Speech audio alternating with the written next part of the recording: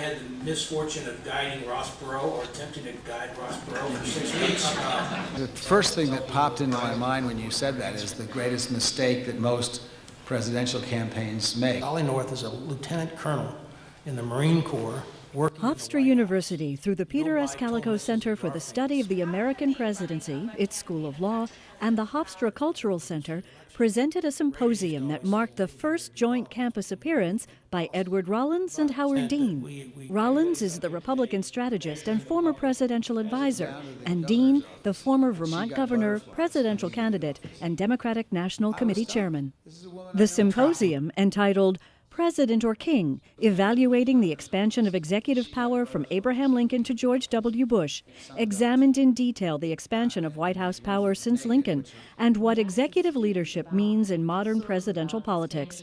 Rollins and Dean, who were announced as Kalikow Center Senior Fellows in September, offered a special insider's view of executive power. Later, Howard Dean lectured one-on-one at a special political science class hosted by Professor Rich Himmelfarb, where students and faculty were able to bounce questions off the former presidential candidate, getting a fuller understanding of vital issues affecting them directly, including health care, foreign policy, and coverage of presidential politics by the media. Students, faculty, visitors, and the participants themselves expressed enthusiasm that this format allowed all to gain a fuller understanding of presidential politics and how nonpartisan academic analysis is important in a healthy democracy. It's been a fabulous experience. I love working with the young people that are here. The Kalikow Center is a great part of this institution, and I've thoroughly enjoyed it. This generation has transformed politics because of their turnout in '08 and elected their first multicultural president from the first multicultural generation. Now, the reason you have to stick with it is because if you don't, democracy withers. And it sort of did wither under our, we changed everything in the 60s and 70s and then sort of retired from politics, and that was the real problem. You can't retire from politics.